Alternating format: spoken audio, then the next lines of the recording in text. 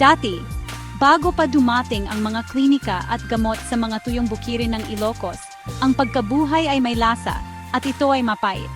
Sa mga kusina kung saan mahalaga ang bigas at bihira ang gamot, natutunan ng mga pamilyang Ilocano na ang pait ay hindi dapat iwasan. Ito ay dapat pagkatiwalaan. Ang ampalaya, ang pinakamatapang na mapait na gulay, ay hindi lang pagkain.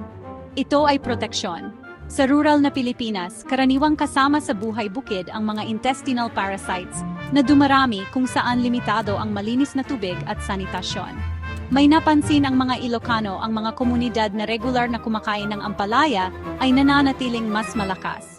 Nahabol lang ito ng siyensya ng matagal na. Sa loob ng ampalaya ay may malalakas na sangkap, momordisin, karantin, saponins, na sumisira at nagpapahina sa mga bulate, pinipigilan ang kanilang kakayahang mabuhay sa bituka.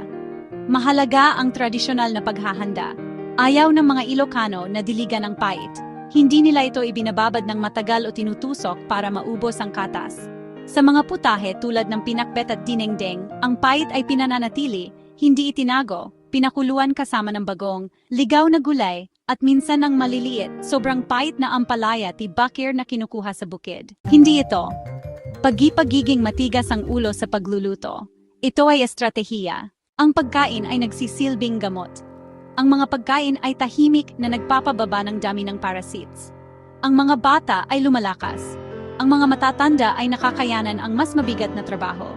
Ang kaalaman ay naipasa hindi sa pamamagitan ng libro, kundi sa pamamagitan ng lasa at alaala. Mapait ngayong pampapigsa na ang ibig sabihin ay mapait pero nagpapalakas. Kinukumpirma na ngayon ng mga makabagong pag-aaral ang alam na ng mga Ilocanong matatanda, ang pait ay hindi parusa.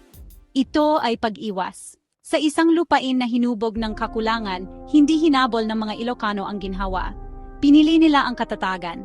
At, alam mo, tinuruan nila ang kanilang mga anak na minsan, ang pinakamagaling na bagay sa buhay ay hindi matamis, kundi kailangan. Ang pait ay nagpakain sa katawan. Ang tradisyon ay nagbigay ng karunungan, at ang pagkabuhay ay may lasang ampalaya.